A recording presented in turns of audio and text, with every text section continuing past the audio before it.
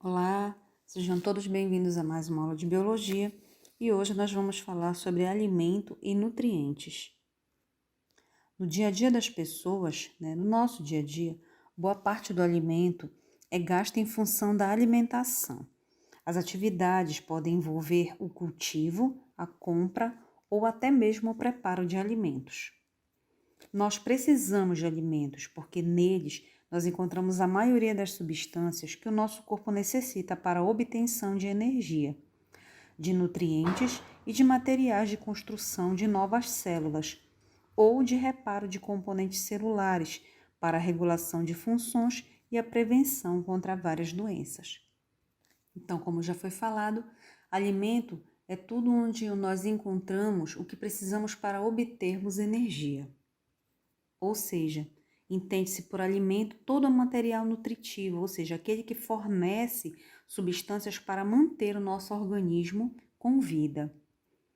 E os nutrientes são substâncias que nós vamos ver agora que são classificadas de acordo com a sua composição química e também quanto à função que elas vão desempenhar no nosso organismo.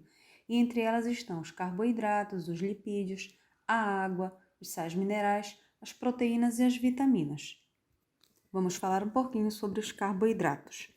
Bom, as moléculas de carboidratos também são denominadas de açúcares. Elas são formadas por átomos de carbono, hidrogênio e oxigênio.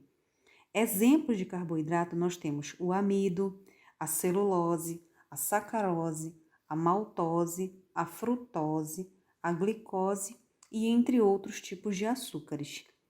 Cada unidade formadora de carboidratos são açúcares simples, onde nós vamos denominá-los de monossacarídeos. A união de dois monossacarídeos forma um tipo de carboidrato que vai ser chamado de disacarídeo. E a união de muitos monossacarídeos forma outro tipo de carboidrato chamado de polissacarídeo, que é o caso do amido e a celulose dos vegetais e o glicogênio dos animais e dos fungos.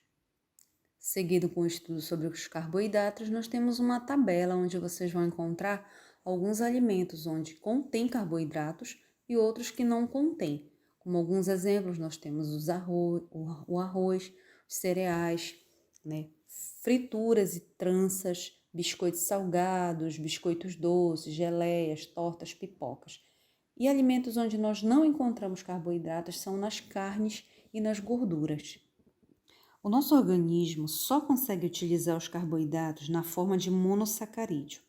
Por isso, a glicose, quando ela é ingerida, não sofre transformação no tubo digestório. Ela passa direto para o sangue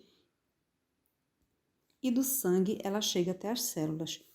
Os demais tipos de carboidrato, quando ingeridos, devem antes ser transformados em monossacarídeos para serem aproveitados pelo organismo. Essa transformação ocorre na digestão.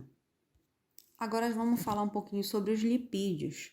Bom, os lipídios formam compostos que, à temperatura ambiente, podem ser sólidos ou líquidos, e eles vão compreender as gorduras e os óleos. Os alimentos que possuem lipídios podem ter origem animal ou vegetal. Como exemplos desses alimentos ricos em lipídios de origem animal, nós temos a manteiga e a banha de porco. Como exemplos de alimentos ricos em lipídios e de origem vegetal, nós temos o óleo de soja, óleo de girassol, azeite de oliva, entre outros óleos vegetais. Em cada molécula de lipídio, os elementos químicos carbono, hidrogênio e oxigênio vão se combinar para formar dois grupos de compostos, os ácidos graxos e o glicerol. O próximo grupo que nós vamos falar são as proteínas. Bom, as moléculas de proteínas são formadas de 100 a muitos milhares de pequenas unidades que nós vamos denominar de aminoácidos. Existem cerca de 20 aminoácidos diferentes que podem ser encontrados nas proteínas. Porém, eles podem agrupar-se como as letras de um alfabeto, em grande variedade de combinações e sequências, formando os diferentes tipos de proteínas de um organismo. A união de dois aminoácidos forma um composto chamado dipeptídeo, mais de 10 aminoácidos ligados formam um polipeptídeo.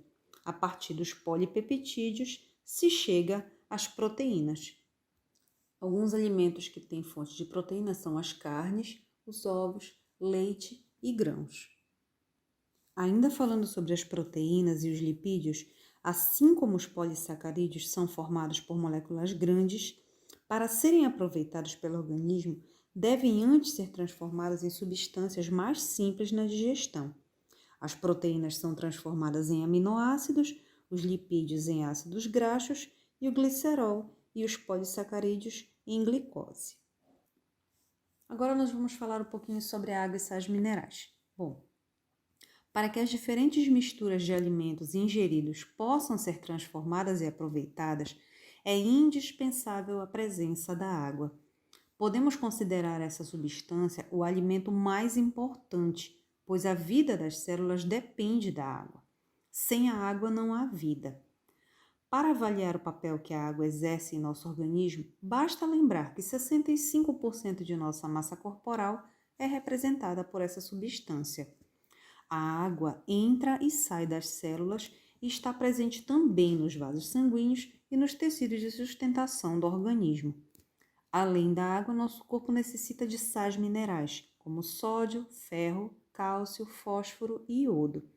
Todos eles têm funções específicas no organismo e são obtidos por meio de alimentos como carne, leite, ovos, cereais e verduras. Bom, agora nós vamos falar também um pouquinho sobre as vitaminas, entender como elas funcionam no nosso organismo e por que elas são tão importantes. As vitaminas são substâncias encontradas em alimentos naturais, como leite, ovos, carnes, frutas e verduras. Muitas reações químicas que se processam no organismo dependem delas.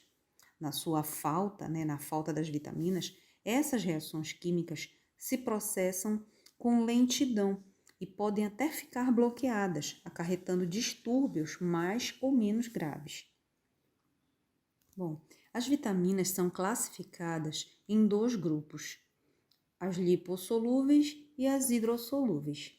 As vitaminas lipossolúveis são chamadas de vitamina A, D, E e K, e elas estão espalhadas no organismo através da gordura.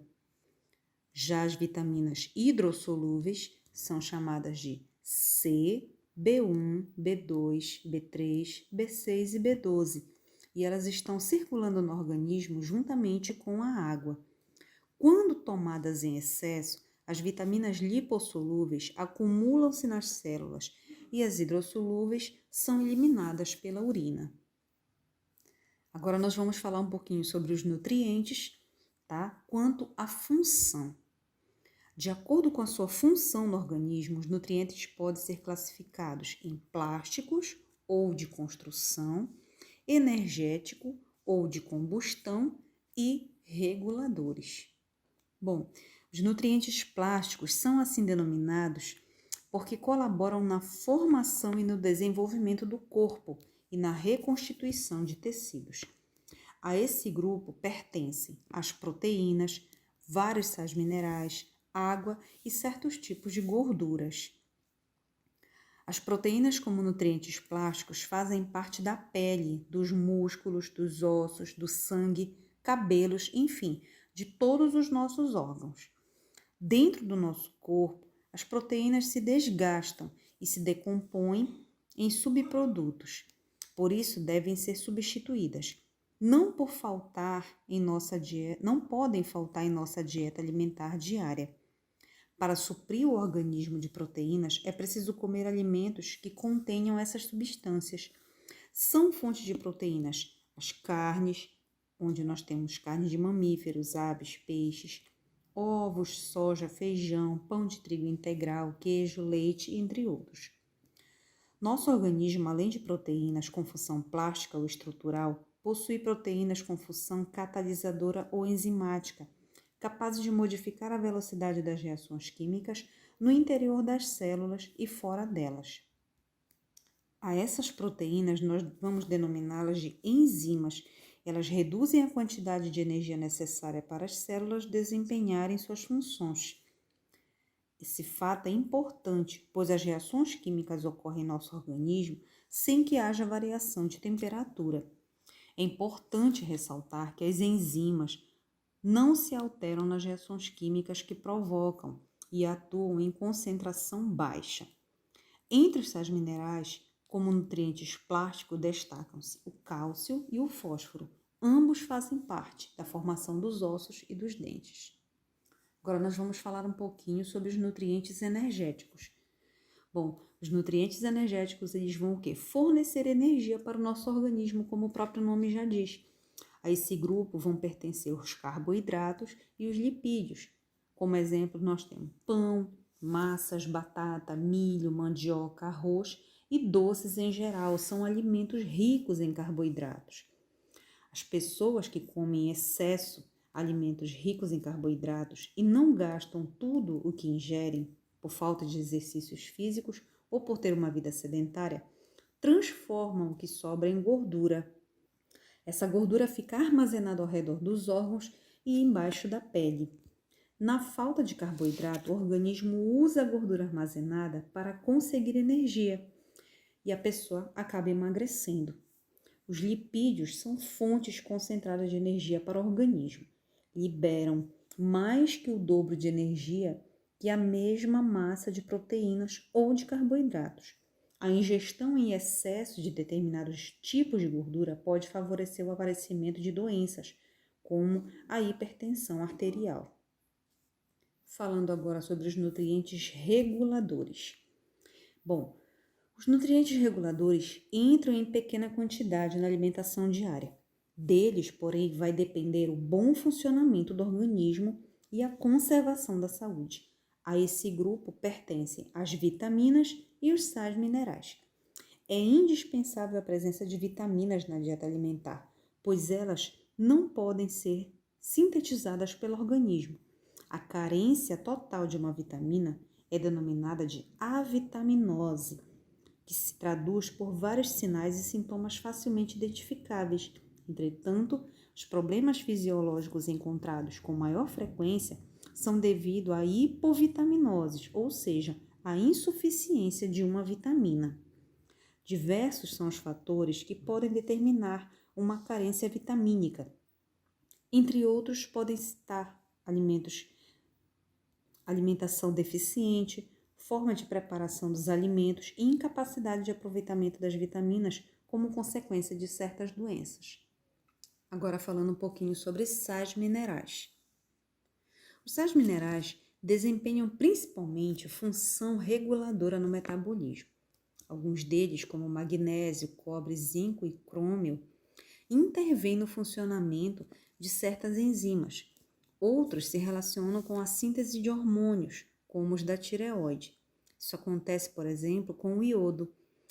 Há os que são essenciais para quase todas as atividades celulares. O cálcio, por exemplo, tem papel importante no mecanismo de contração muscular. E o fósforo é indispensável para o bom funcionamento das células nervosas, principalmente as do cérebro. O ferro faz parte da molécula da hemoglobina, pigmentação vermelha do sangue, presente nos glóbulos vermelhos. Uma diminuição na quantidade de ferro no organismo pode provocar as anemias. O sódio e o potássio, em quantidade equilibrada no organismo, condicionam a produção de certos hormônios, que, por sua vez, regulam o equilíbrio de fluidos, aumentando ou diminuindo a eliminação de água, além de serem muito importantes na transmissão de impulsos nervosos ao longo dos axônios das células nervosas. Então, aí nós temos também algumas tabelas, né, onde são mostrados o tipo de sal mineral, a função que ele exerce no organismo e os principais alimentos onde eles se encontram. Bom, essa foi a nossa aula de hoje. Espero que todos tenham gostado. Curtam a nossa videoaula, tá? Qualquer dúvida é só procurar a professora nas redes sociais. Desde já uma boa aula para todos, um grande abraço e até a próxima.